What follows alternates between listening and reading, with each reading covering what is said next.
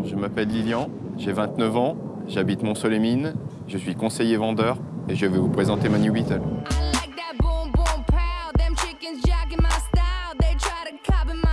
Donc au niveau de ce projet-là, on a souhaité donc justement partir sur une base très peu connue. Donc le but principal étant de rester dans la sobriété et surtout dans le côté un petit peu classieux. Donc au niveau du pare-choc avant, on part sur une pièce importée du Mexique, donc une pièce d'origine Volkswagen qui est très très rare dans le domaine du tuning. Au lieu d'avoir des clignotants latéraux, on part sur un clignotant donc, situé au-dessous du phare, ce qui permet un petit peu de casser donc, l'arrondi du pare-choc. Au niveau des aérations avant, on se retrouve donc avec 3 petites aérations qui ont été donc remodifiées pour avoir en fait un pare-choc relativement sobre mais classieux. On a changé aussi donc, les feux avant. On est parti sur du fond noir, ce qui permet de rester dans le style du véhicule, donc noir et blanc. On part sur de l'Angelize, ce qui permet d'avoir un petit regard différent au niveau du véhicule. Concernant le capot, on est juste parti sur un lissage avant. On a soudé une plaque de tôle, ce qui permet d'avoir quelque chose de plus rigide et d'éviter donc justement les désagréments de craquelure en ayant un petit peu d'ancienneté. Le but principal, c'est d'homogénéiser en fait la face avant, donc sur un pare-choc qui reste relativement rond et effectivement le logo casser un petit peu ces courbes-là.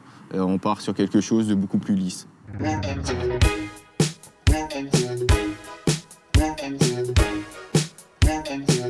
Au niveau des jantes, on est parti sur du 19 pouces qui passe très largement au niveau des ailes de la New Beetle.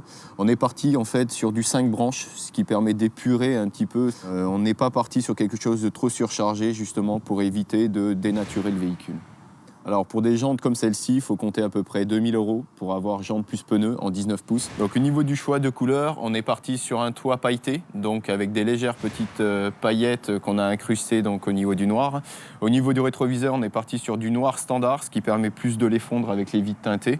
Et concernant le blanc, on est parti sur une teinte que j'ai trouvée au niveau des nouvelles Fiat 500 à Barthes, une teinte blanc nacré blanc, et qui permet d'avoir des reflets discrets en fonction de la lumière qu'on peut avoir.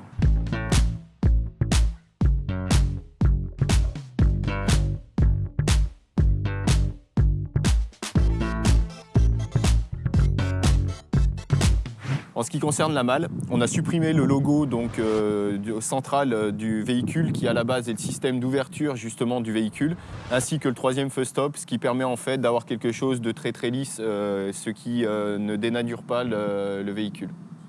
En ce qui concerne les feux arrière, les feux d'origine sont rouges, donc avec une partie un peu orangée, ce qui n'allait pas du tout avec le style du véhicule. Donc pour rattraper le style de l'avant, on est parti sur des feux arrière fond noir à LED. Et pour compter un ordre de prix pour ce genre de feu-là, il faut compter à peu près 300 €. En ce qui concerne le pare-choc arrière, à la place de l'emplacement d'origine qui est assez creusé pour la plaque d'immatriculation, on est parti sur une partie relativement bombée. Donc cette partie-là est en 2 morceaux, ce parti-ci et le diffuseur ici. Et pour pouvoir faire un contraste toujours noir et blanc, on a souhaité repeindre le milieu du pare-choc en noir mat.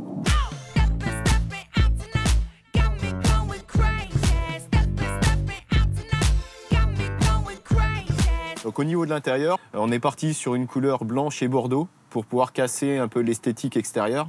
On est resté sur du blanc pour ne pas non plus faire quelque chose de trop choquant. Le fait d'avoir mis du cuir sur ce véhicule, c'est qu'à la base, ce véhicule est assez tristouné en termes de couleur. On part sur du gris un petit peu partout et une matière assez plastique. Le fait de lui avoir rajouté un petit peu de touche de cuir lui a redonné une seconde jeunesse. Donc au niveau de ce véhicule, pour compter un intérieur cuir comme celui-ci, chose qui n'est pas une mince affaire, il faut compter donc environ 6 000 €. Alors niveau sono, on est parti sur une source tactile DVD, ainsi que 2 kits éclatés, un kit éclaté à l'avant, un kit éclaté à l'arrière, avec reprofilage des panneaux de porte, ainsi que 2 écrans DVD, ce qui permet de transformer un petit peu ce véhicule en chocard. Pour une New Beetle comme celle-ci, en coût d'achat, il faut compter à peu près 8 000 €. En termes de modification, il faut compter entre 10 et 12 000 €, ce qui fait un prix de revient de 20 000 €. Baby, I wanna be your shining